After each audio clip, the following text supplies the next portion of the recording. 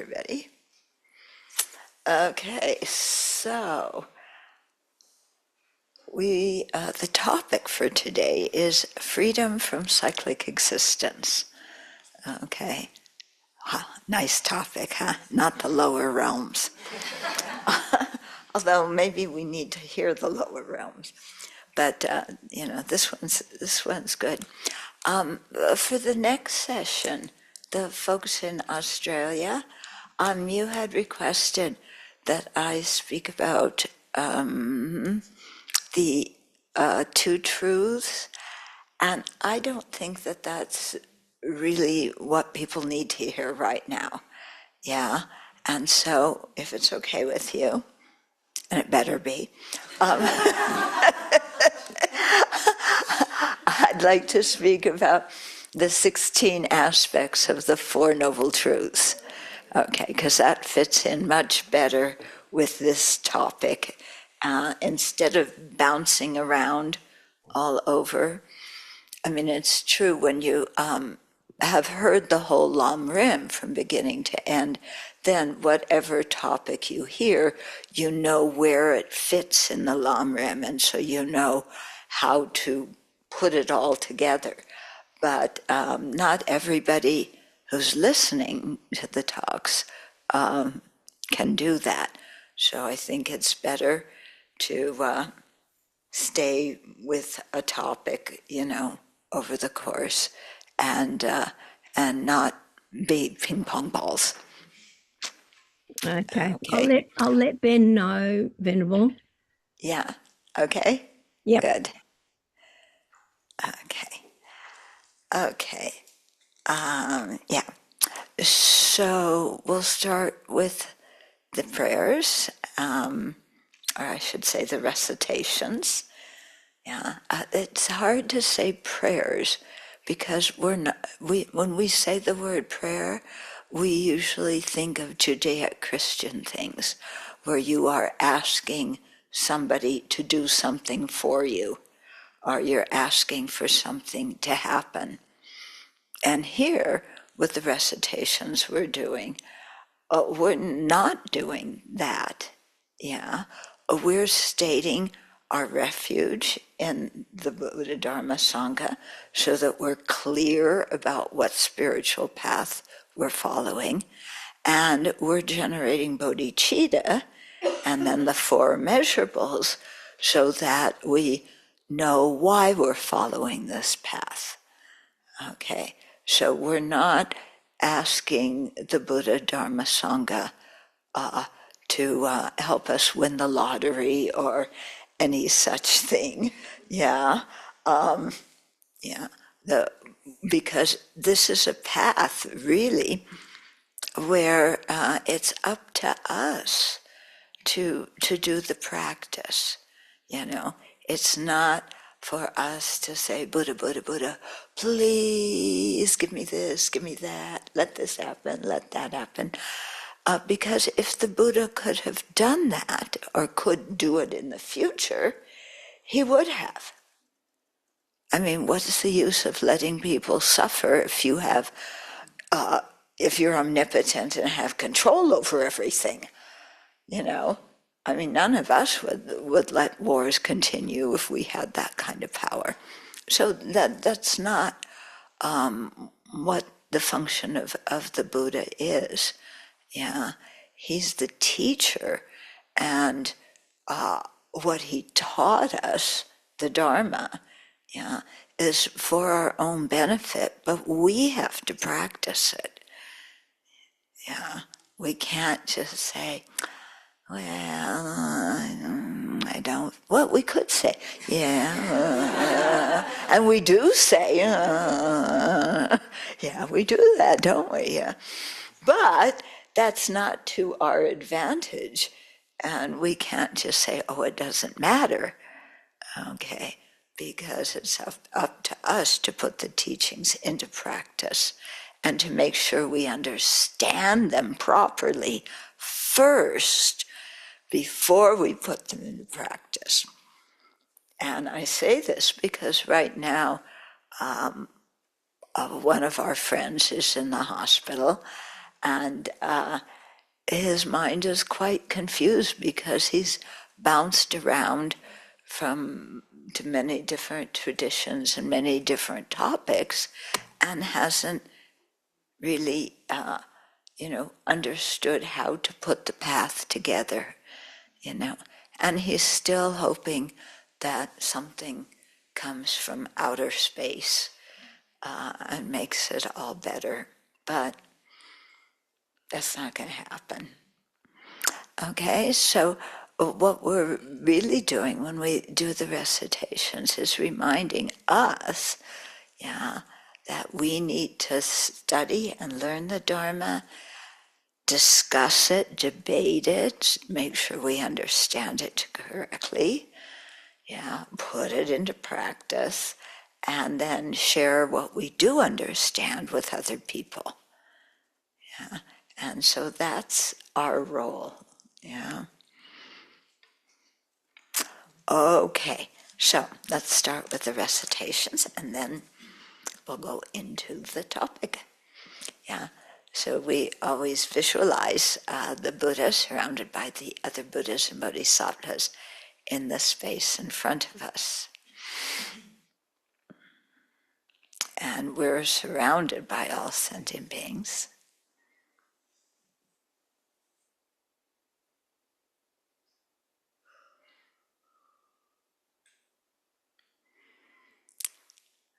And so we think that we are, when we are taking refuge in the three jewels, when we're generating bodhicitta, that we're leading all other sentient beings in doing that. So this includes the people we don't like, the people whose policies we don't agree with. Okay? We're imagining doing something beneficial for those people and for everybody who's our friend too, and stranger.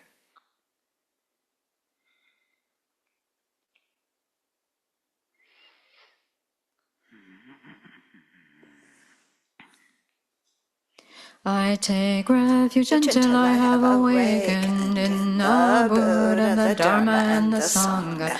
By the merit I create, by listening to the Dharma, I will attain Buddhahood in order to benefit all sentient beings. I take refuge until I have awakened in the Buddha, the Dharma, and the Sangha. By the merit I create, by listening to the Dharma, I will attain Buddhahood in order to benefit all sentient beings. I take refuge until I have awakened in the Buddha, the Dharma, and the Sangha. By the merit I create, by listening to the Dharma, I will attain Buddhahood in order to benefit all sentient beings. All sentient beings have happiness and its causes. May all sentient beings be free of suffering and its causes. May all sentient beings not be separated from sorrowless bliss.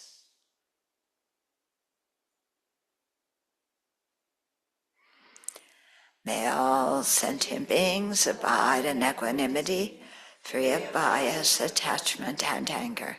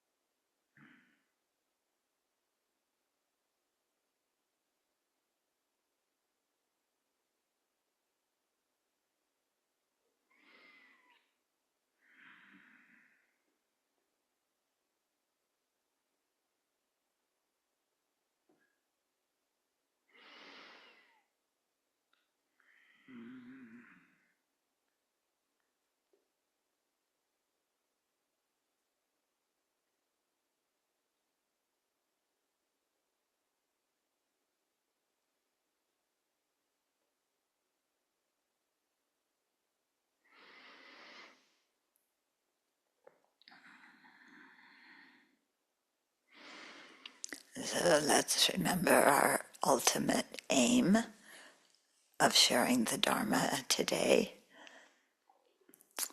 is to generate the three principal aspects of the path.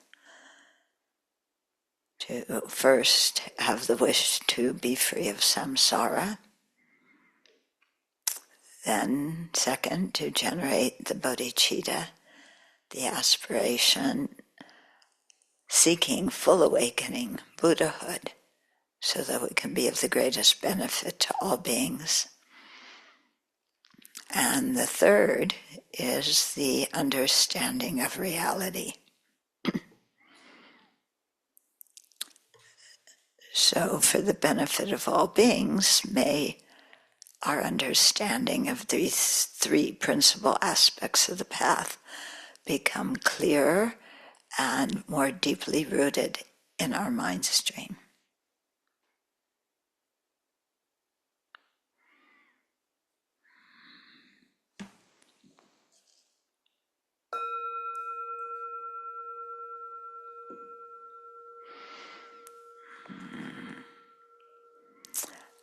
Okay, so I'm going to read from Volume 3, Chapter 11. I'll probably read a little bit, stop and comment on it,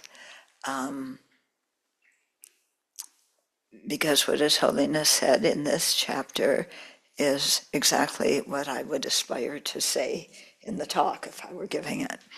So, okay, so Nirvana is our goal, and the true path to attain it to attain it that is held in common by all the Buddhist traditions constitutes the Dharma jewel. That's the true path. Yeah, the word Dharma has many meanings depending on the context. Yeah, in Dharma jewel, it means what holds or prevents us from dukkha, the suffering, the misery of cyclic existence. Yeah, so I've also heard Dharma translated in this context as preventative measures. Okay, so from this perspective, even the path of the initial practitioner is the Dharma in that it prevents us from falling into the suffering of unfortunate rebirths. More broadly, Dharma holds or prevents us from experiencing all kinds of dukkha, unsatisfactory conditions. And this is the role of the true paths and true cessations, which together constitute the Dharma jewel. Okay.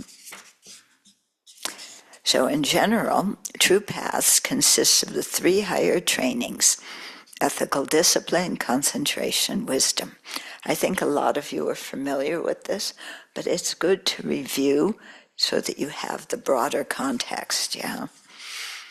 Yeah, more specifically, the wisdom directly realizing emptiness is the counter force that eliminates the first link ignorance and directly brings liberation.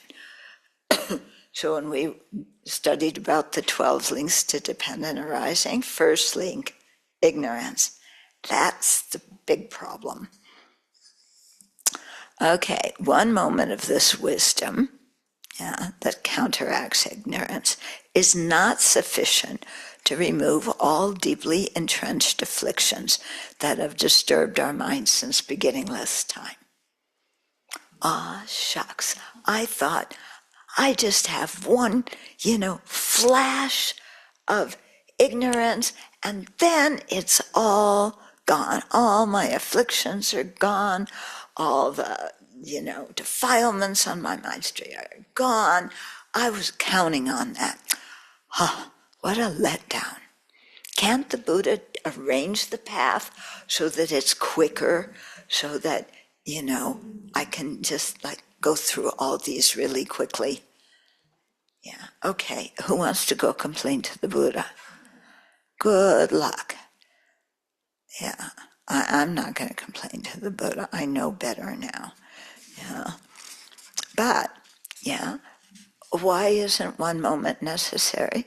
Well, we've had our dear friends, self-grasping ignorance and self-centered mind, they've been around since beginningless time. Do you think that they're going to be shattered by one moment of realization of the emptiness of inherent existence? No, they're going to give a good fight. Yeah, they've been around a long time. Our mind is their territory. They don't want the Buddha's wisdom messing with their territory. Okay? So, we have to put in a lot of effort, yeah? And go slowly, slowly. Yeah, we think effort, okay, I'm going to sit down tonight, I'm meditating for 24 hours. That's enough effort. Tomorrow I should be Buddha. No, yeah. Okay, so like I usually tell people, we have to be content to create the causes, and the result will come when the causes have been created, not before. Okay, so one moment of wisdom isn't sufficient to remove all the afflictions and defilements that have been disturbing our mind from beginningless time. Because continual habituation with this wisdom is necessary, we need to cultivate single-pointed concentration that can keep our mind on what this wisdom is realizing. And we need to generate serenity, or shamatha, that can focus on the object in a sustained manner without going all over the place. Okay, so this concentration must be free of two principal faults, laxity and restlessness, which prevent us from focusing with stability and clarity on the object. Okay, so the mental factors of mindfulness and introspective awareness are crucial for overcoming laxity and restlessness. Yeah? And they're crucial for us to practice ethical conduct too. Okay, so to abide in pure conduct, we must hold our precepts with mindfulness and closely monitor the actions of our body, speech, and mind. In other words, be aware of what am I thinking, what am I saying, what am I doing, and being able to evaluate if it is virtuous or non-virtuous. Yeah, is that easy? Are we well trained in that? No. Yeah. Some impetuous, non-virtuous idea comes in our mind and we're off following it. Yeah. Either that or we can't tell what's virtuous and what's non-virtuous, and we just are like, okay. So having developed some degree of mindfulness and introspective awareness by observing ethical conduct, we can then employ concentration and serenity to identify and suppress laxity and restlessness, and to deepen our concentration. And then with strong concentration, the wisdom realizing emptiness becomes stable and it becomes powerful. And then through meditating on this wisdom repeatedly again and again and again, we're, so to speak, reformatting our mind, and aligning it with what reality is. Okay. So I'm going to keep talking from this. I don't know. Well, we'll see if we can get through this section. I'll read fast. Blah, blah, blah, blah, blah. Okay, so attaining spiritual realizations occurs over time. Learning the stages leading to liberation and full awakening gives us an idea of the process of spiritual transformation that we will undergo and the practices that will bring that about. And there are many similarities in the path and fruits of the Shravakas, or hearers, the Pratyeka Buddhas, or solitary realizers. So those two practitioners are striving for liberation from samsara. They want to become arhats. And the third vehicle, or the third kind of practitioner, are the bodhisattvas, who are seeking full awakening for the benefit of all. And so that's the tradition that we're following.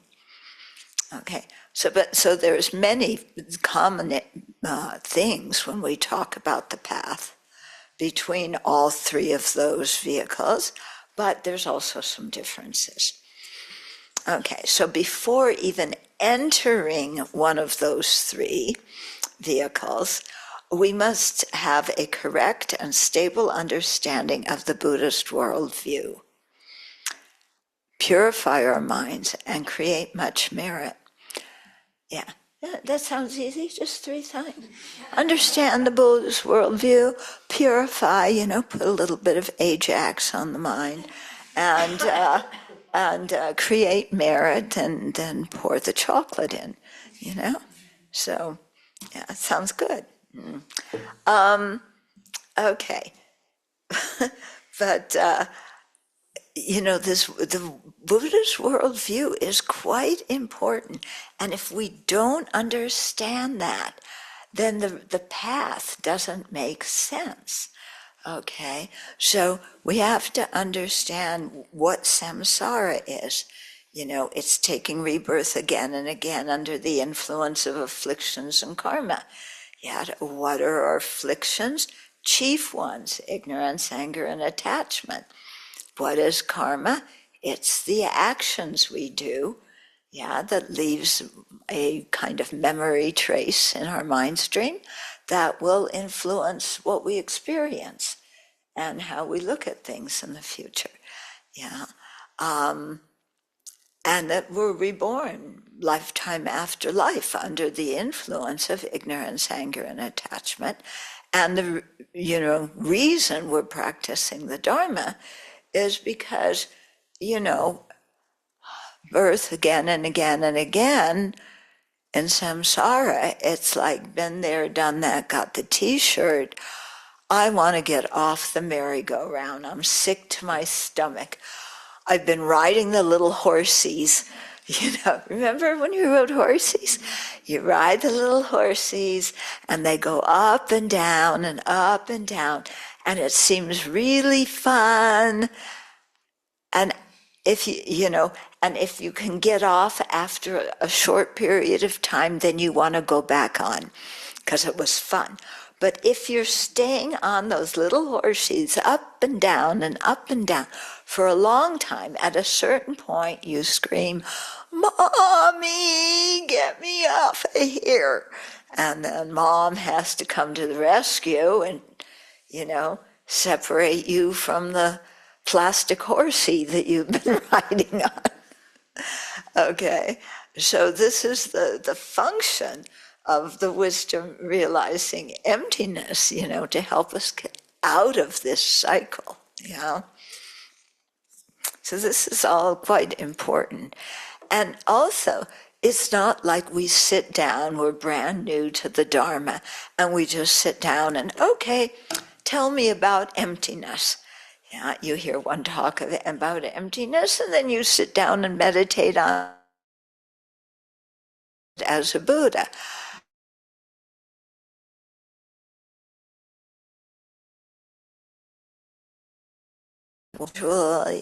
It's like they often say, it's like when you have a garment that's really severely stained, you have to use one soap to get the gross dirt off, and then keep on adding different kinds of soap because you're getting more and deeper kind of dirt out. Okay. Okay. So all the three of these vehicles, the hearer, solitary realizer, bodhisattva vehicle, have 5 paths: the path of accumulation, preparation, seeing, meditation, and no more learning. Okay, so practitioners enter the Shravaka or hearing path of accumulation. That's the first of the 5 paths, when their aspiration to attain liberation is steady day and night. Yeah, not just steady for 2 seconds and then we start daydreaming. It's steady day and night that our mind is settled on that and we sincerely want freedom.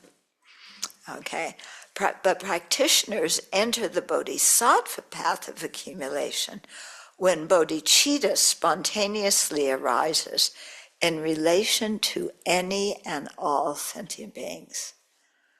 Okay, so bodhicitta is based on wanting to get out of samsara, but not just wanting ourselves out, it's wanting everybody to get out of samsara.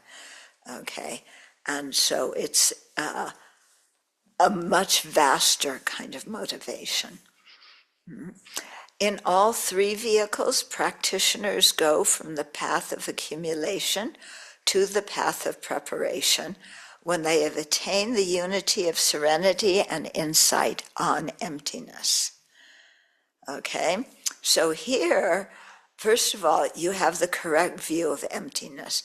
You studied it, discussed it, debated it, expressed all your ifs, ands, and buts, and refuted everybody else's ifs, ands, and buts, and you have a correct idea of the nature of reality. Okay, so you have that, plus you have deep concentration that can focus on it. So when you have the union of serenity and insight into emptiness, then you go from the path of accumulation to the path of preparation. Okay, path of accumulation is so called because you want to accumulate a lot of merit there, because the merit, the good deeds that you create, acts to uplift and sustain your practice. Okay, the path of preparation is so called because at that time you have a correct inference, with the unity of serenity and insight on emptiness. Yeah, so you have that, and you're preparing for the third ground, the third stage, which is seeing, because the correct inference is a conceptual mind, and we want to have a direct perception of the emptiness of inherent existence. So when that happens for all 3 vehicles, then you enter the path of seeing of that vehicle. Okay? Then, and at that point you become an Arya. Sometimes the Arya is translated as a noble being. I think that's a confusing translation because, it's not like, King Charles and, all these people are Aryas because they're nobility, and it's not that, some common person all of a sudden becomes royalty when they enter the path of seeing. Oh, would that upset the monarchy? Every time somebody gained the path of seeing, one more monarch. Oh, and so many scandals with these monarchs. Okay, the path of meditation, the 4th one, is when you, first of all, back on the 3rd one, the path of seeing.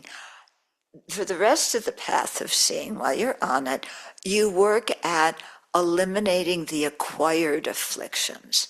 So these are afflictions that we learn from incorrect philosophies and psychologies. They're conceptual like that, and it's things that we've gained, yeah.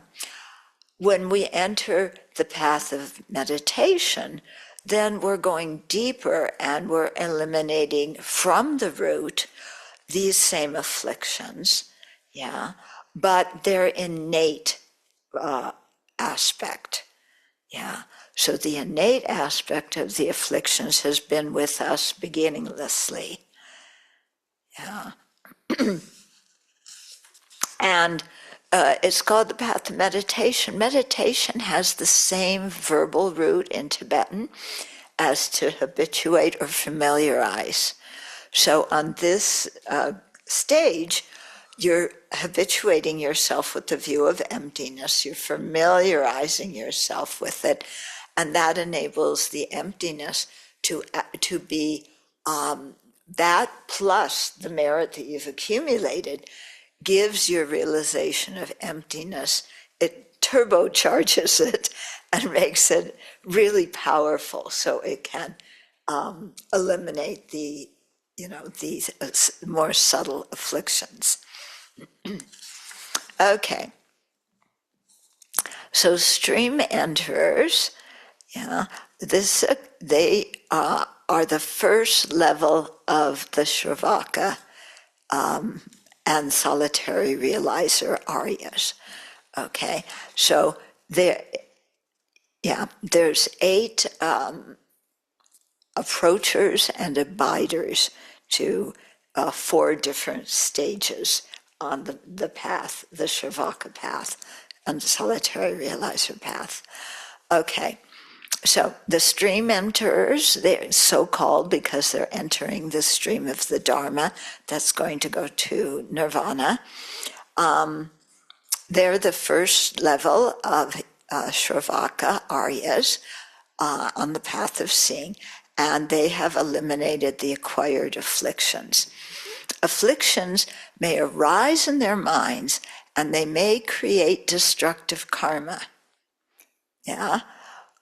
However, this karma is not strong enough to project a rebirth in samsara, so they no longer begin any new sets of the 12 links. That's good, huh? They still have the seeds of projecting karma from many other sets of the 12 links, yeah, on their mind streams. And when these are activated by craving and clinging, the stream enterers may take rebirth. Yeah. Although they are not liberated from cyclic existence, they are not fully under its sway in the way that we ordinary beings are. Yeah. Stream enterers can no longer be reborn in unfortunate realms, although they still experience suffering and sickness when they're born as humans. Okay, they're doing good. We respect them. We applaud them. Yeah. Continuing to practice, the stream enterers gradually reduce layers of afflictions. So it's like peeling an onion. One layer, next layer, next layer, you have to take each layer away gradually by itself, yeah. When sensual attachment and malice have been subdued to a certain degree, these stream enterers become once returners. And once returners are so called because they will take only one more rebirth in the desire realm. We're in the desire realm, aren't we? We have lots of desires for this and that and the next thing. So they are only born in it one more time. Yeah. So once returners may still create destructive karma, but it's very, very weak. Yeah. So ordinary beings are attached to the self, and while dying, that the fear that they will no longer exist arises. Yeah, this is what happens, when people die. It's like, who am I going to be without this body? Who am I going to be without my whole social environment, my social standing? Who am I going to be without this body and everything I'm familiar with and the people and, my hobbies and my reputation? And so people just, they're terrified that who they are is just disappearing. Yeah. Okay. And so as a result, you're scared that you're going to disappear and go out of existence. So what do? You grasp at more aggregates, at another body and mind. Okay. There's some slogan going around, be careful of what you aspire for, you may get it. Well, in this situation, somebody's dying, they start aspiring for another body and another rebirth, and they get it. And then they're back in going up and down on the horsey in samsara. Okay. So ordinary beings are attached to the self. This is what happens when they die. An attachment to self may arise in stream enterers and once returners, but when they investigate it with wisdom, they cast it aside, and it does not arise in the third level of Shravaka and solitary realizer practitioners called non-returners. So they are so called because they never again take a rebirth in the desire realm. They may be reborn in the celestial realms instead. Okay? So once returners continue their practice, and when the 5 lower fetters are eliminated, they become non-returners. 5 lower fetters, view of a personal identity, that grasping at I, me, my, and mine, doubt in the path, the view of rules and practices. This one is interesting. It's a view in which you think just abiding by the rules and just doing the practices and ceremonies perfectly according to the script is going to get you to awakening. And Buddha said, no, it's not about doing everything perfectly according to the script. It's about understanding that practice and letting the virtuous attitudes arise in your mind when you're doing it. Okay, so we're not after strict performance so that how we look on the outside gives us an A and we get promoted to arhatship. Doesn't work that way. Okay, so once returners continue their practice, when these 5 lower fetters are eliminated, they become non-returners, so called because they are never again reborn in the desire realm. Okay, since destructive karma, negative karma, is created only in the desire realm, non-returners no longer create it. Like stream enterers and once returners, non-returners are still reborn under the power of afflictions and karma. When they abandon all the afflictive obscurations, completely, they attain the Shravaka path of no more learning. No more learning is so called because you've completed the path. There's nothing more for you to learn. Learn here doesn't mean learn information to pass an exam. Learn means inner transformation. That has been completed on the path to arhatship. Somebody is now a liberated being. They're never again born under the force of afflictions and karma in samsara. Okay. So that's good. Yeah? Although arhats no longer create new karma, yeah, an arhat is a liberated being from this path, they no longer create new karma to be reborn in samsara. Yeah. The potency of previously created karmic seeds that could bring a samsaric rebirth remain intact, because from all their beginningless lives, they've created more and more karma to be reborn again and again in cyclic existence. Yeah, so all those seeds have not been liberated, yeah, because they've freed themselves from the afflictions, so they no longer have the craving and clinging that makes a karma ripen and become a rebirth. Okay. Yeah. However, because they have eliminated all afflictions, those seeds, from karma are still on their mind stream, but they cannot ripen because the afflictions have been eliminated, so there's no cooperative condition to make any negative karmic seeds ripen. Okay, you with me?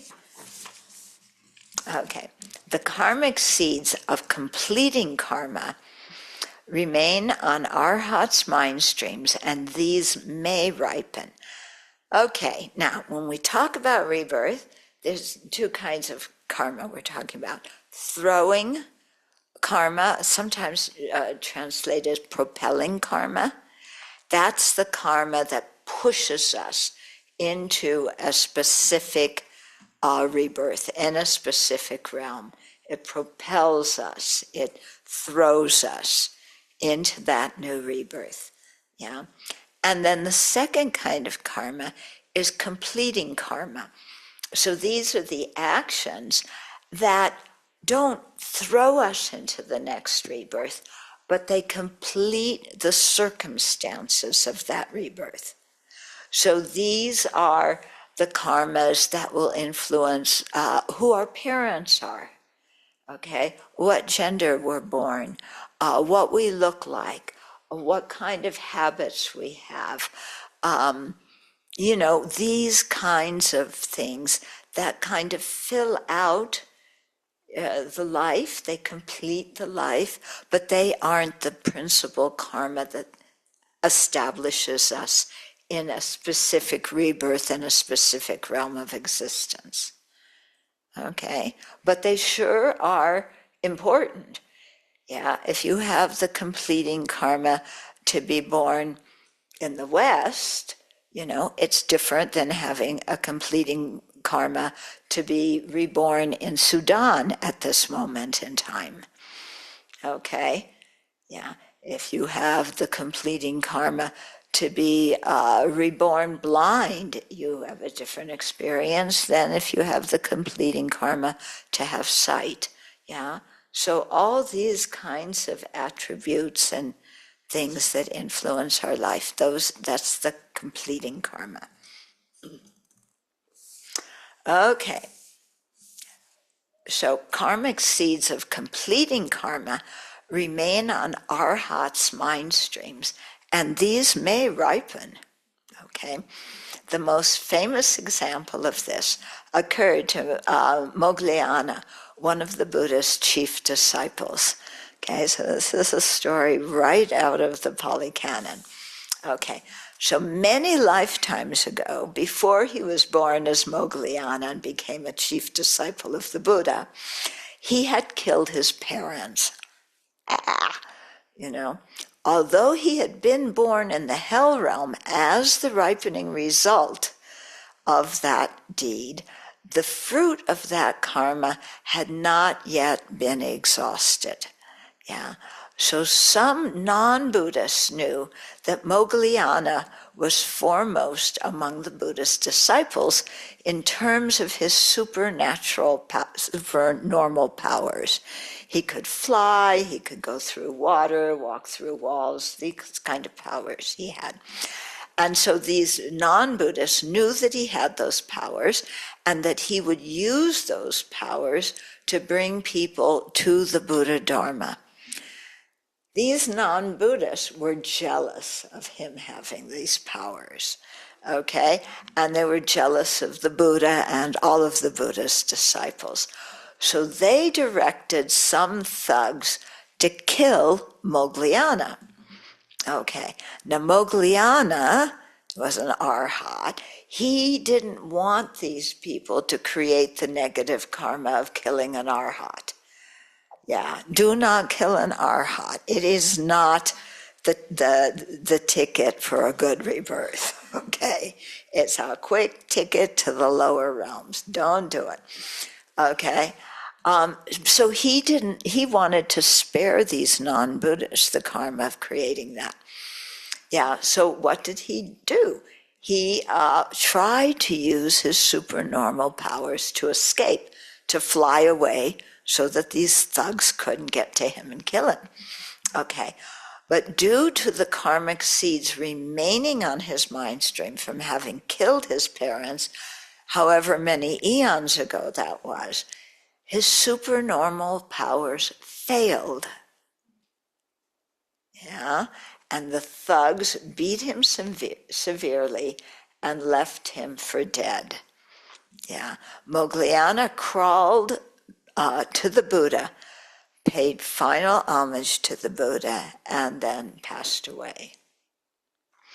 Although he experienced physical pain from the beating, he was not upset or angry because Moggallana was an arhat. He had eliminated all anger and all the seeds of anger from his mind stream.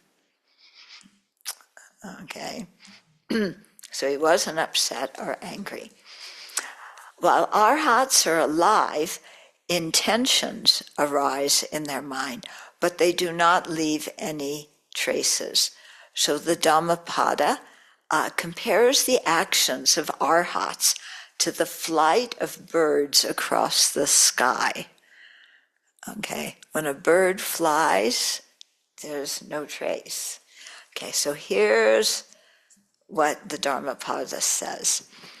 Those who do not hoard anything and are wise regarding food, whose object is emptiness, the unconditioned, freedom, their track across the sky cannot be traced, like the path of birds in the sky. Yeah, when the bird flies, you can't say exactly where in the sky it flew. Yeah. Those whose pollutants are destroyed and who are unattached to food, whose object is emptiness, the unconditioned freedom, their path cannot be traced, like the path of birds in the sky. Okay, so Moggallana is not reborn, yeah, and he goes on. Okay, so while alive, arhats are free from samsara, although they still have the samsaric aggregates, because that were the ones they were born with in their last rebirth.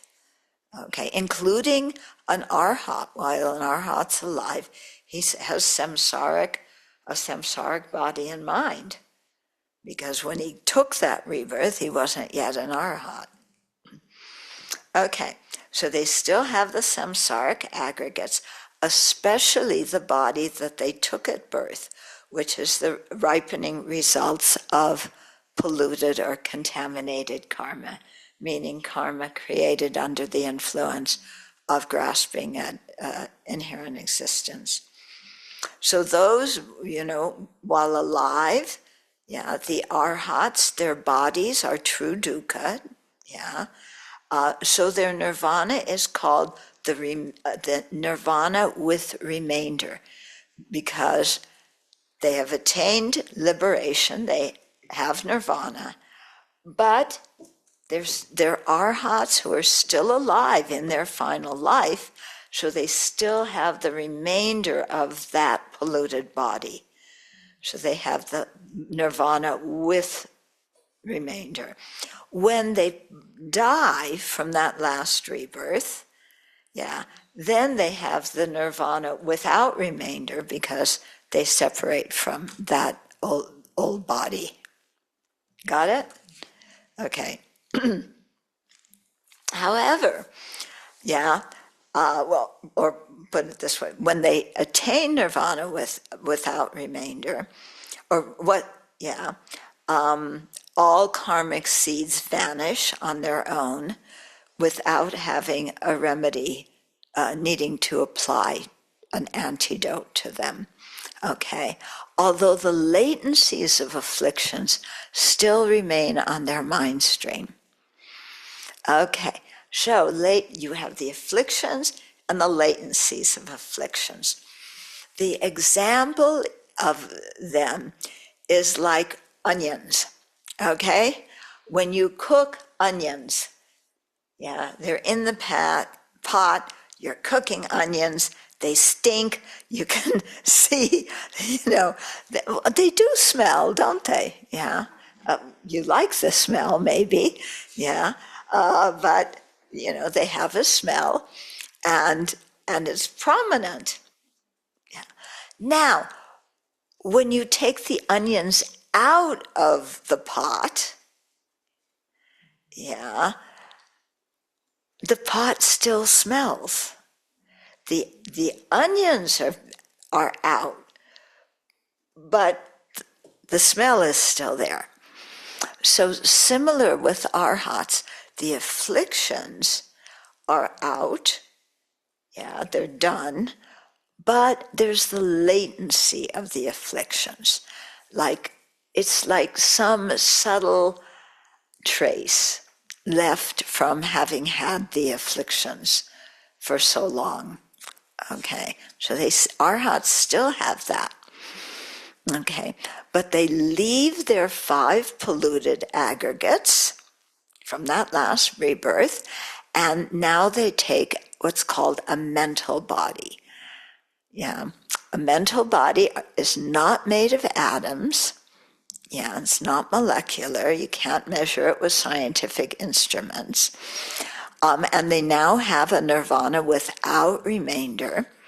And so what do?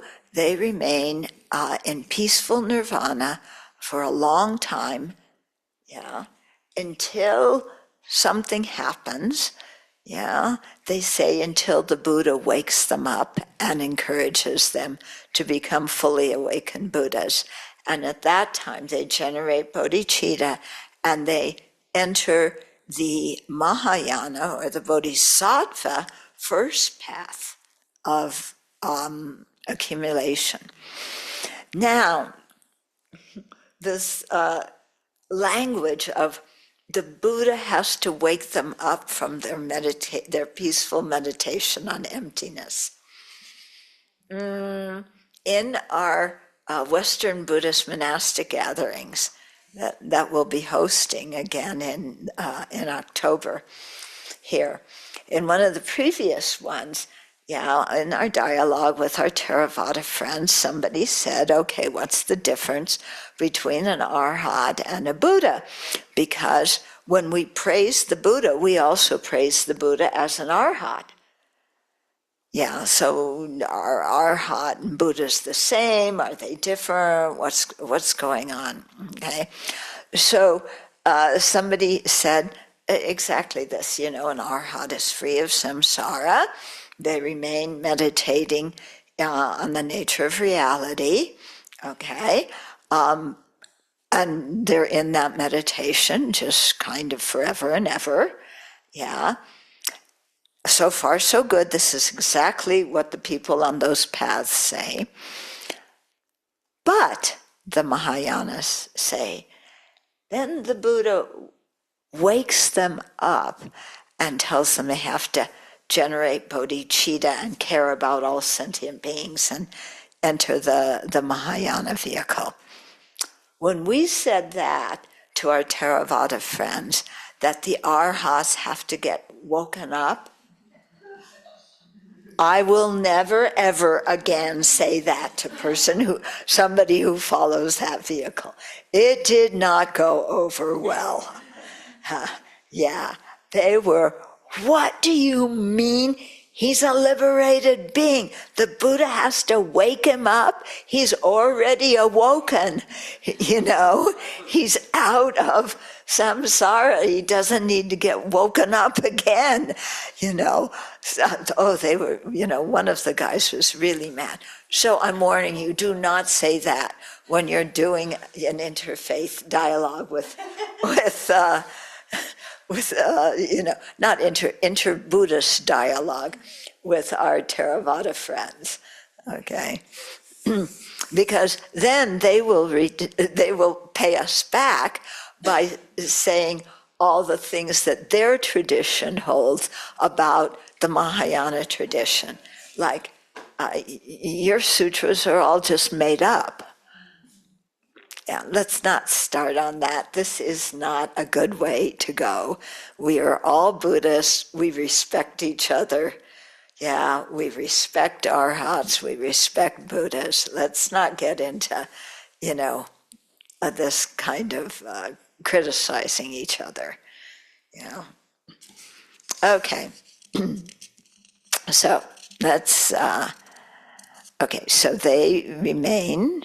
These arhats in peaceful nirvana for eons until they get woken up. Then they generate bodhicitta. They take birth by the power of prayers and aspirations, and they enter the bodhisattva path. Okay, now let's talk about the bodhisattva path. We just finished Sravaka and solitary realizer. Okay, bodhisattvas on the path of accumulation. They've generated spontaneous bodhicitta. So any time they see any sentient being, even a scorpion, even a leech, even, I won't say their names, you can put in the people you don't like, their names. Whenever they see those people, their thought is, for bodhisattvas, I want to attain full awakening to be able to best benefit those beings and lead them out of samsara. Now imagine having that thought every time you walked around this building and you saw a spider or a stink bug or a turkey. Yeah. Do we even have that feeling, that bodhicitta, altruistic intention, even for somebody that we deeply care about? Yeah, we may deeply care about something, but when push comes to shove, who's most important? Me! Isn't it? Yeah. So imagine having this bodhicitta aspiration, caring for others more than we care about ourselves. For even one person, that would be astounding, let alone all sentient beings. But that's what the bodhisattvas have when they enter the bodhisattva or Mahayana path of accumulation. Ooh. Yeah. Okay. So the bodhisattvas on the path of accumulation and preparation are born in samsara due to their ignorance. From the path of seeing onward, they are Aryas, okay, and they take rebirth according to the compassionate wishes and intentions, their own compassionate wishes and intentions. And they no longer experience birth, aging, sickness, and death under the power of afflictions and karma. Sounds good, huh? By the force of their fervent, compassionate intentions and stainless altruistic prayers.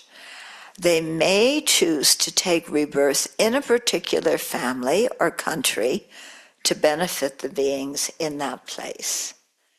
Yeah. This is what Tibetan culture holds, you know. Why is His Holiness Dalai Lama born? Because, you know, it's a Buddhist culture. The people are receptive to the Dharma. He can do a lot of benefit there. Why does he come to the West?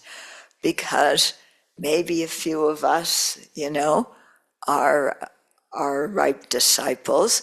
And even if we aren't, good seeds are planted in our mind stream. Yeah? And sometime we will have Western Aryas. Yeah. Anybody volunteering to be the first one? Okay. So when bodhisattvas appear in the samsaric realm together with us, they act and look just like ordinary beings. However, they are not ordinary beings because their birth there is not governed by afflictions and karma. It's governed by their compassionate intentions and altruistic prayers. Okay, so their experience is very different from ours because the intensity of their realization of emptiness supported by bodhicitta is way beyond. Okay. But because they have not yet eradicated all afflictive obscurations on the path of seeing, these Arya Bodhisattvas are said to be in Nirvana, in samsara, but not of samsara. So you change your preposition. They're in samsara, but not of samsara. When sharp faculty bodhisattvas attain the path of seeing due to the force of their great resolve and bodhicitta, their bodhicitta transforms into the bodhicitta that is the purity of the extraordinary great resolve. So it's a level of intention to attain awakening that is very, very pure. It's the great resolve in which a bodhisattva is taking the responsibility themselves to liberate all sentient beings. Yeah, not just themselves, not just their friends. Yeah, everybody. Ooh, that's quite something, isn't it? Okay. From the path of seeing onwards, these bodhisattvas also gain a mental body that arises from unpolluted karma. Yeah, in other words, the intention to assume such a body comes from unpolluted, stainless karma and the subtle latencies of ignorance. The very thin remaining smell of the ignorance. Hold on. Okay. This body is not one entity with the mind, but it is said to be in the nature of the mind. Okay. Because like the mind, it is not made of atoms and lacks physical impediment. It is unpolluted and free of physical pain. Although until the bodhisattvas attain the 8th of the 10th ground, it is not free from the pervasive dukkha of conditioning. But it's really a high realization, yeah? So to benefit us ordinary beings, these Arya Bodhisattvas take or emanate a form similar to ours, and they show the aspects of taking birth, growing up, aging, getting sick, and dying. Yeah. but their bodies are not true dukkha.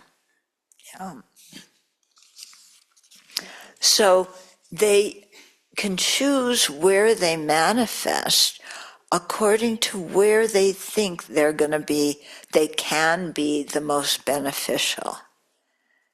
Yeah. And so they may appear in our realm, in other realms, in one country, in other countries, and they don't identify themselves, okay? The bodhisattvas who appear, don't take rebirth, and then grow up and go to kindergarten and say, okay, kindergarten teacher, I'm a bodhisattva, I'm almost a Buddha, you listen to me. No. Okay? Yeah. They look like an ordinary kid in kindergarten. They act like that. Yeah. Because that is the most skillful way that they have to benefit us. Now, people often say at this point, but if they showed their miraculous powers, then we would instantly have faith in them and we would follow them. So why don't they show their miraculous powers? Why are they, acting like a rebellious teenager or whatever it is? Okay. Now imagine, Times Square, or whatever country you're in, whatever city you're in, the major gathering place for important things. Times Square, And a bodhisattva manifests there and says, and the manifestation is like, woof, appearing suddenly out of nothing. And they are 10 feet tall. Their body is made of light. It is emanating light everywhere. Yeah. What are all the people going to do when they see that? Are they going to have instant faith and say, teach us the Dharma? No. They're going to say, look, take out your phone, video this. Yeah, we've got to get it on. This is a remarkable thing. We've got to get it online. CNN, ABC, New York Times will write about it. Take it out on your phone, then you can, make your own podcast saying how you saw, this bodhisattva appear in Times Square and with a body 10 feet tall, made of light, radiating light all over the universe. And then, you can have your own podcast talking about this and rake in a lot of money. Yeah. That's what would happen, wouldn't it? Yeah. Because of the level of mind. Yeah. New York, for sure. Yeah. Los Angeles, same thing. Yeah. I don't know. Newport, what would happen? Probably similar. Okay. Yeah. Yeah. So, they don't appear like that because we will just worship them and idolize them, and pray to them to liberate us because they can do all these magical things. And we can't attain liberation by somebody doing that. Yeah? So they appear just like us because then they can show us, by being a good role model of how practitioners of the Buddhist teachings act. And they can give us teachings, and we will actually sit down and listen instead of going, ooh, look, he's 10 feet tall and radiating light, and he looked at me. No, we won't do that. We'll sit there and listen to the teachings and take them in. Take copious notes. Maybe review the notes even. Maybe not. Hopefully review them. Then put them into practice. Maybe not. But we try. Yeah. And so that's how they guide us. It's a very skillful way. It's kind of like a parent, yeah? You have your little kid, he's like, a year and a half, 2 years old. It's time to go to sleep, yeah? The kid doesn't want to go to sleep. Yeah? Any of you having flashbacks? Yeah. I don't want to go to sleep. I want to watch cartoons. So what do mom and dad do? Mom and dad lay down on the bed and pretend to go to sleep. And then the kid goes, oh, mom and dad are asleep. Okay, that looks like the thing to do. I'll do that too. Skillful means. Yeah, that's very skillful on the part of parents. So similarly, bodhisattvas appear just like us and act, very often just like us as a role model, and so that we will listen to them and, copy their behavior, listen to the teachings. Okay. That's why it's, we want to choose teachers who are good examples for us, who are good role models.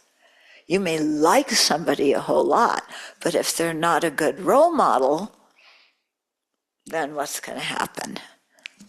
You'll start acting like them. Yeah. Okay. Okay. So if these bodhisattvas manifest in the animal, hungry ghost, or even the hell realms to benefit sentient beings there, they are not beings of that realm. Okay. They are merely assuming that appearance. So they're not born in the hell realm. Very often we hear, and some sutras will say, that bodhisattvas are born in the hell realm to benefit all the sentient beings there. They aren't born in the hell realm. They appear in that hell realm. Okay. Then some sutras will say the bodhisattvas vow to remain in samsara until every single sentient being has attained awakening. Yeah. That they don't seek liberation. And then people go, oh, wait a minute. They've got to bodhisattvahood, and then they, some of them aren't even out of samsara. They're not even the bodhisattvas on the first 7 stages of in the bhumis, the ground. So they aren't, even out of samsara until the 8th one. So what's the story? Do they attain Buddhahood? Why wouldn't they get themselves out of samsara? Okay. So the thing is, when it says that bodhisattvas would remain in samsara until all sentient beings have attained awakening, that doesn't mean that they don't attain nirvana. It doesn't mean that they don't attain Buddhahood, because clearly it's more beneficial for sentient beings if they attain Buddhahood than if they remain in samsara, isn't it? So they're going to go ahead and attain Buddhahood, but they're going to continue to appear in our realms like they're ordinary beings. Okay, so we've got to be very clear about that. Otherwise, and so when it says they'll stay in samsara until all sentient beings are awakened, the meaning of that is that if it were more advantageous for sentient beings for them to remain in samsara than to attain liberation and Buddhahood, they are happy to do that. Why? Because that is how strong their compassion is. Such incredible compassion that if it would be more beneficial for them to stay in samsara, they would happily do that, no problem. Okay? But they also see that it isn't better for sentient beings for them to remain in samsara. They will have more ability to benefit sentient beings if they go through and attain liberation and Buddhahood. So they do that. Okay.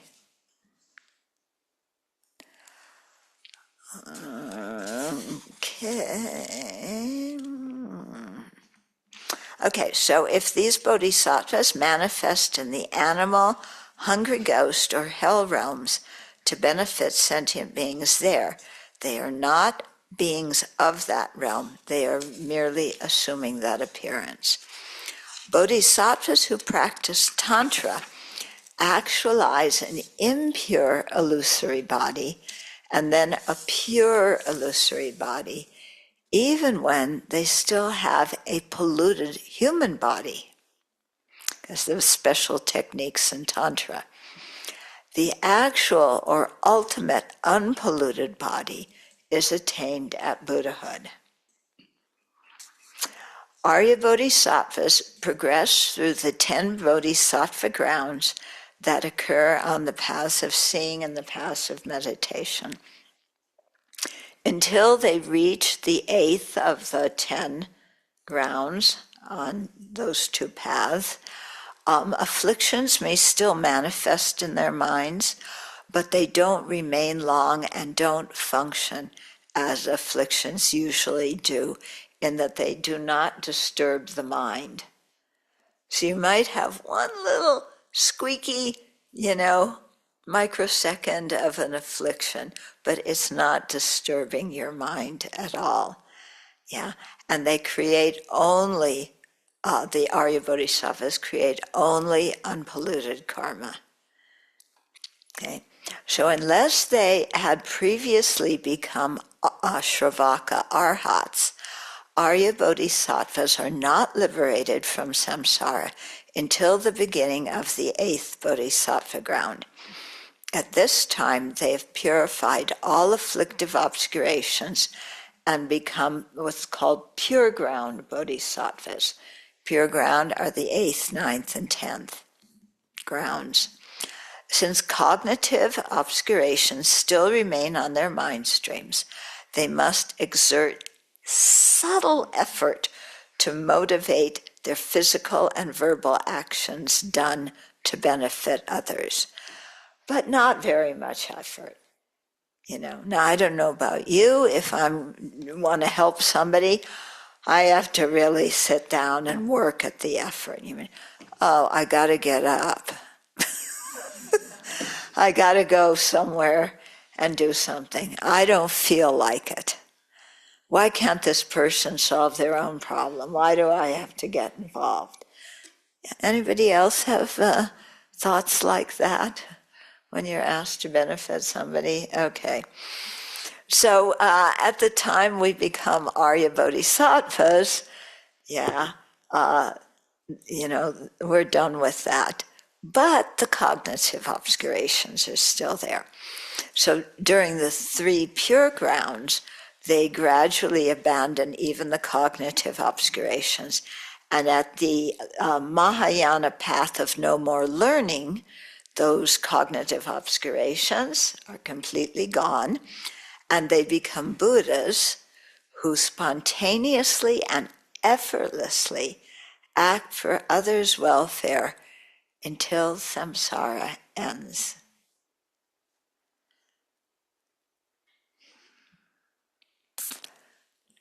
Wow. That's what we're trying to do, to get to that point. Okay. And there's a little bit here about the Pure Lands. Some ordinary beings are born in Pure Lands, such as Sugavati, Amitabha Buddha's Pure Land, as a result of special virtuous karma and sincere virtuous aspirations and prayers to take rebirth there. Birth in Amitabha's Pure Land and Akshobhya's Pure Land is not taken under the power of afflictions and karma, and so it's not part of the 12th links. The bodies of ordinary beings born in these Pure Lands are not true dukkha. Although many beings born in these Pure Lands still have self-grasping and other afflictions, these do not arise in manifest form, so they do not create more karma for rebirth in samsara. Yeah. And because they practice the path diligently, they no longer create karma for birth in samsara, and they attain full awakening in the Pure Land. Okay. So we have a few minutes left for questions and maybe answers. There are 2 questions in the chat already. There's 2 questions in the chat. Can you read them out slowly? Oh, wait. Are there invisible beings, bodhisattvas, around us? I mean, not reincarnated.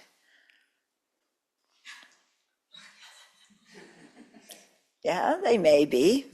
Yeah. There are maybe spirits around us too. There's lots of different kinds of invisible beings. Another one is, how does karma work in the bardo? Others chanting mantras, recitations, etc. for 49 days.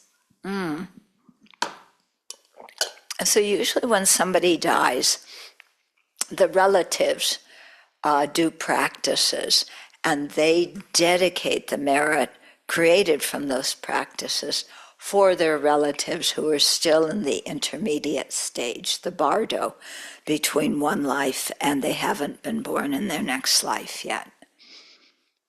Okay, does that answer the question okay? The bardo beings, are they chanting mantra? I have no idea. They say that the bardo can be very confusing. You have one wish for something, and immediately your bardo being goes there. Okay, so it can be a confusing time.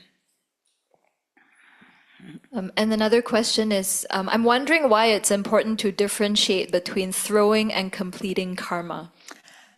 Because they have different functions, they do different things.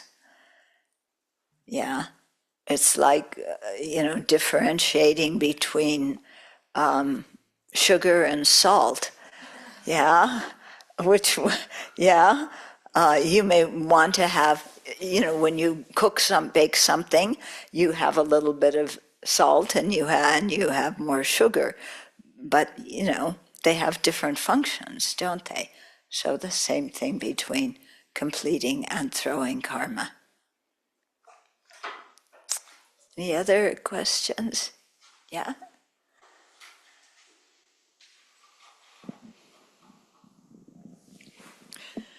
So the bodhisattvas appear, let me get the words right, or they emanate or appear. Do arhats ever appear or emanate in the same way? Not when they're just arhats. If they enter the bodhisattva path, then as bodhisattva arhats they can appear.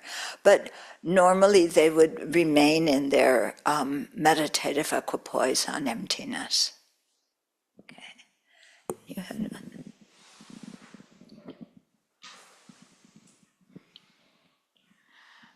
Venerable, when you said the Buddha is not any kind of God that is going to liberate us from samsara, and I was just wondering if when we make the recitations, when we do the recitations, we say, may we able to liberate all sentient beings. Mm-hmm. So it would be better to say to guide to liberation The meaning is the same. I mean, if you want to be more particular, yes, I aspire to guide everybody to liberation. But I want the final outcome to be their liberation. So we want to liberate all beings. It has the same meaning.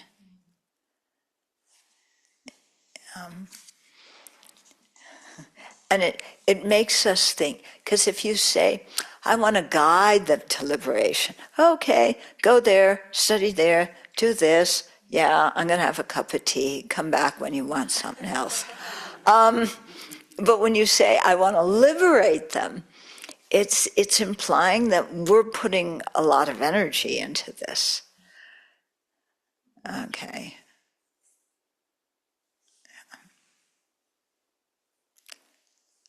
Anything else?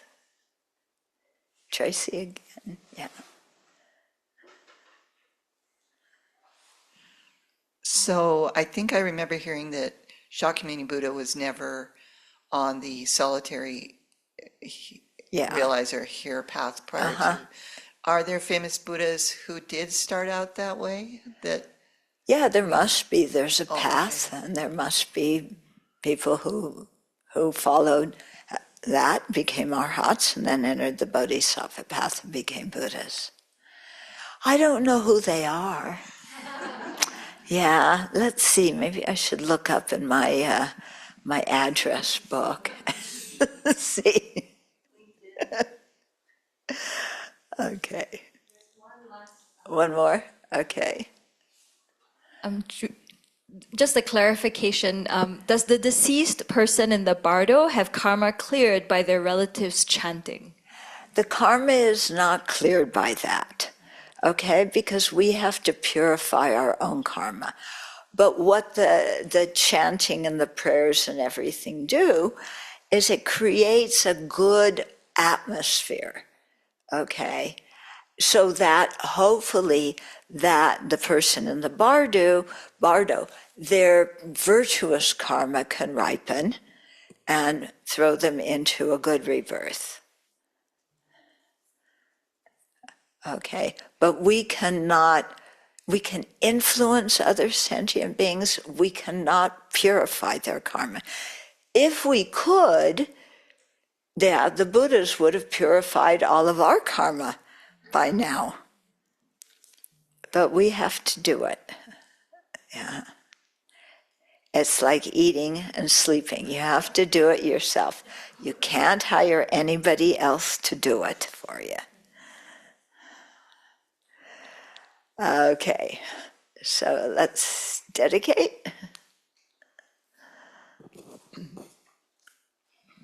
Due to this merit, may we soon attain the awakened state of Guru Buddha, that we may be able to liberate all sentient beings from their sufferings. May the precious Bodhi mind, not yet born, arise and grow. May that born have no decline, but increase forevermore. Okay. Thank you, Venerable. That was Sure. That was Thank fabulous. you. Thank you.